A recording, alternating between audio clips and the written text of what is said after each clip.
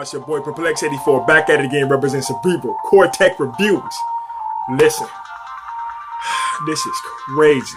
You know the DirecTV Now service is supposed to come out last Friday, but they pulled it from the shelf because they want to add it up. They want to add a big perk to the to the programming and to the software.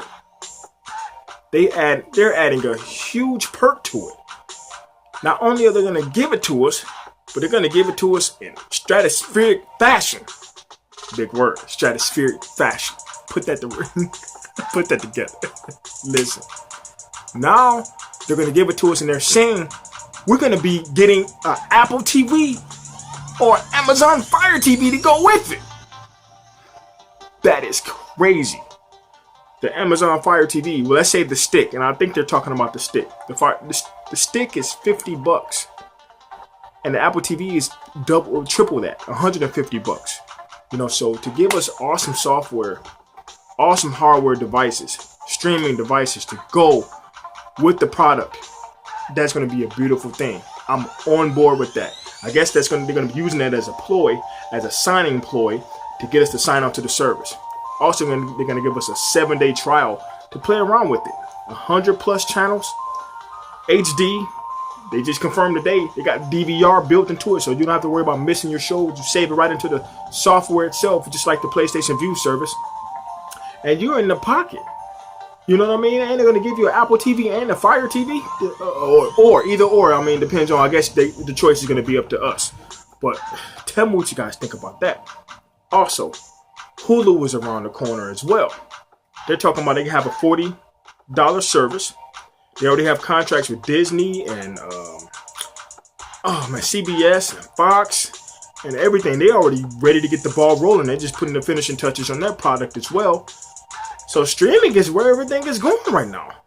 When Hulu already have a lot of wherewithal, and they already have the tools to be a successful streaming company as far as streaming live TV for us. So I don't think it'll be a hard transition for them at all. Also, I want to hit y'all with some more crazy news. Also, we have, I believe, as soon as next year, Sega, the multi-billion-dollar mass video game production company, they're going to be making consoles again. I just got information today that they put the Sega Genesis, back in production, starting in Brazil. In fact, they said people are still buying the old Sega Genesis, however you want to say it. They said, listen, I couldn't believe this when I saw this. These fools are selling, in Brazil, 150,000 Sega Genesis consoles a day. A day in Brazil. That is insane. That console is 25 years old and you still selling 250,000 consoles a day? What is... That's PS4 numbers. If you don't believe me, look at the sources, man. Look at the sources for yourself. Also, man, I got some more crazy news, man. Listen, because Sega was already talking about, before I move on, Sega was already talking about going into making super PCs. You know, PCs with i5 processors in them, and Tegra i5, chips in there, and Tegra processors and stuff in there. This was last year, and you even had a guy doing a Kickstarter trying to push Sega to go ahead and do it. So we're going to see. But Sega definitely has the third-party ownership and support to be very successful if they decide to jump back into the field of console gaming.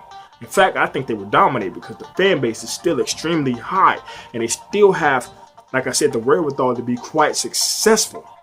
Look, also, we got to talk about a little bit more of that NX. I got another crazy source today that the system is going to be in between the Xbox One. They said it's more comparable to the Xbox One than the PS4.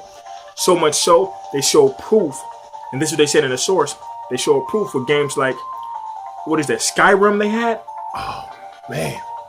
Imagine if the Switch has that kind of power.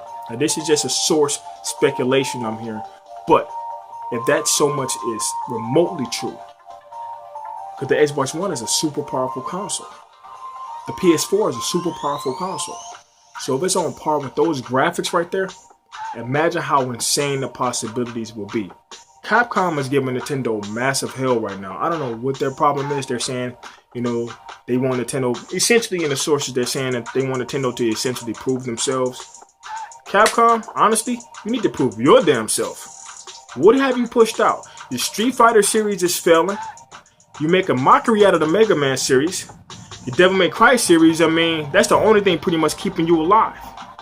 I mean, all three of those were top-notch gaming softwares back in the day. But right now, what have you done for me lately? Don't talk about what Nintendo is doing. They're constantly going to make billions of dollars. Before you get to talking about what Nintendo need to do, you need to focus on what you need to do. It's Perplex84. If you like this content, if you like what I'm talking about, hit that subscribe. Show me some love. Please keep it coming. Keep it going. I love you guys. Peace.